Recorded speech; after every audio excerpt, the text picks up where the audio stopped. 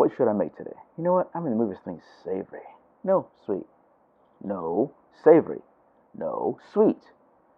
Savory. Oh! My name's Jose. I'm a restaurant manager, a chef, and a dad to two wonderful girls. Over the years, I've realized that we're used to using cake mixes that, quite frankly, taste like cardboard. So I realized it's time for a revolution. So sit back, take notes, and get ready for a pastry revolution. Puff pastry is such a versatile ingredient. It can be used both savory and sweet dishes. It is easy to make, and it's made with simple ingredients, folks. Butter, water, flour, and a little bit of salt to really give those flavors pronounced. It can be used for, as I said earlier, sweet dishes like palmiers, turnovers. It can be used for savory dishes like chicken pot pie or like a savory empanada. It is such an amazing ingredient to work with. It's so easy.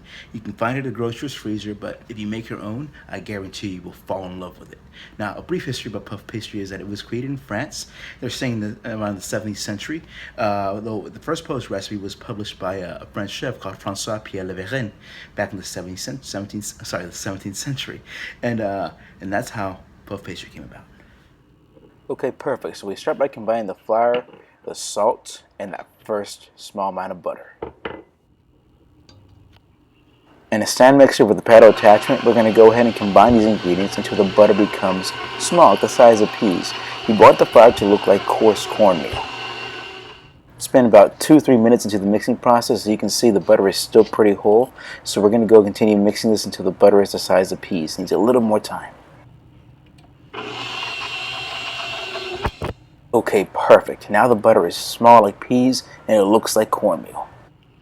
Now we're going to go ahead and add our water and mix it until it's just well combined. Not all the way through. You want it just until it's well combined. In fact, when you're done mixing it, you're going to end up with some flour at the bottom of the bowl, and that's okay. You just want to mix it in by hand. You don't want to overwork the dough because it's going to get worked when you roll it out. Now the dough is done, we're going to go ahead and wrap it in plastic wrap and put it in the refrigerator for 30 minutes to an hour. An hour preferably to let that gluten relax and be ready for that big stretch.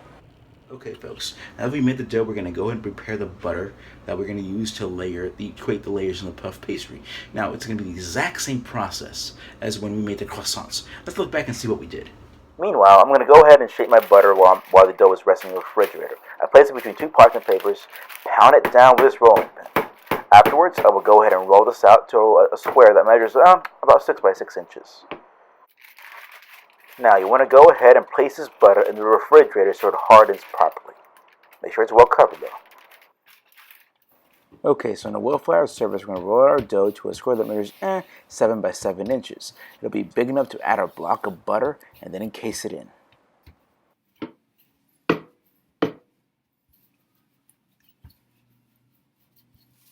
Okay, great. Now we're going to go ahead and place a block of butter right in the center, and we're going to fold it over like an envelope to encase this delicious creamery butter.